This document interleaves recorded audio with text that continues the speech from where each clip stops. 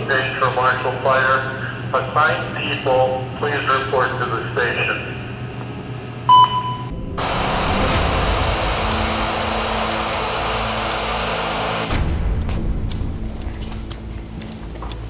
Ready to roll, Crow.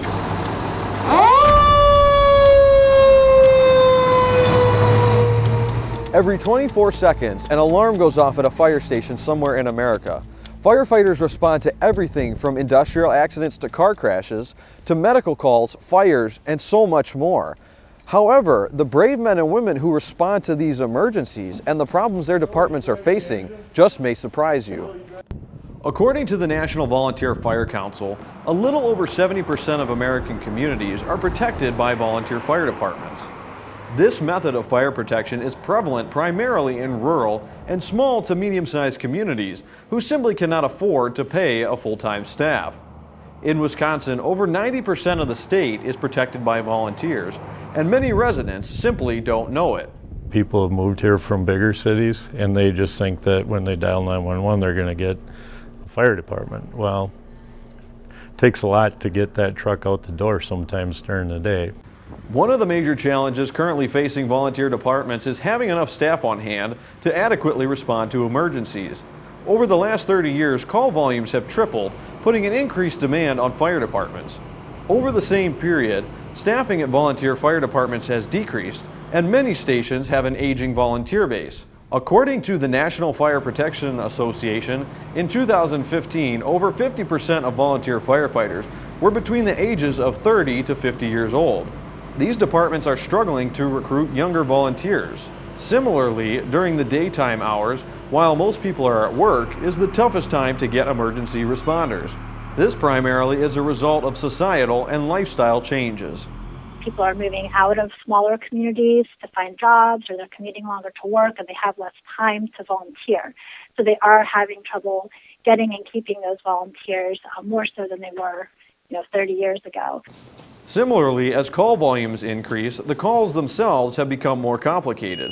While more people are following fire prevention methods, reducing the total numbers of fires per year, the number of medical and technical rescue calls have risen drastically. These calls require more skill, advanced training, and specialized equipment to handle. In order to become a volunteer firefighter in the state of Wisconsin, it takes over 100 hours of training to get certified in firefighter basics in order to be allowed to enter a burning building. The training must be completed in 2 years or less and does not include any advanced firefighting techniques, EMT certification, specialized rescue training, or truck driving courses that a volunteer may need or decide to pursue in the future.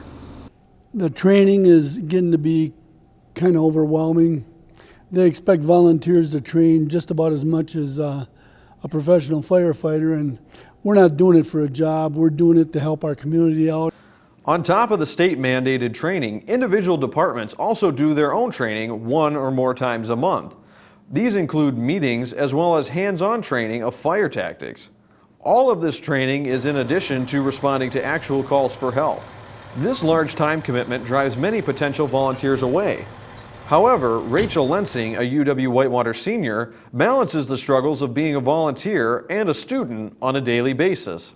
Depends on the day. If there's a lot of calls in a day, it kind of stinks because I'm not going to get all my homework done in time, or I'm going to be here late because I got to fill out a report after going on an EMS call.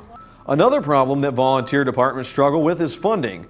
While many municipal budgets cover some of the cost of running fire departments through taxes, it does not cover everything. Most departments have to do fundraisers throughout the year to cover necessary costs of new trucks ranging anywhere from $300,000 to $1.5 million each, turnout gear which costs roughly $20,000 per firefighter, and other necessary equipment. In reality, the amount of money residents spend on fire protection is extremely low compared to other services. Truly, and a lot of especially in your rural, they pay more for garbage pickup than they do fire protection. Despite all the challenges facing volunteer fire departments today, for many volunteers, fighting fire is a family tradition. I have a son that's been on about 10 or 12 years, and my dad was on 47 years, and my brother's been on 33 years, I believe, almost also. So it runs in our family. Volunteer fire departments have a bigger role than just helping in emergency situations.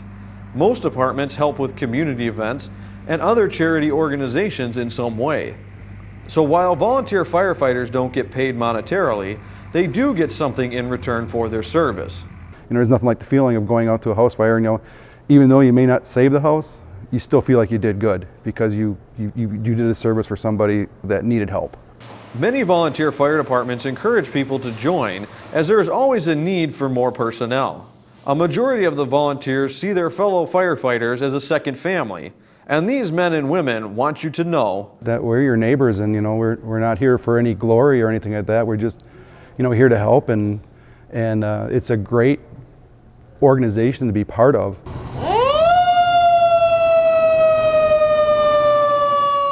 For UWW-TV News, I'm Joe Kubicki.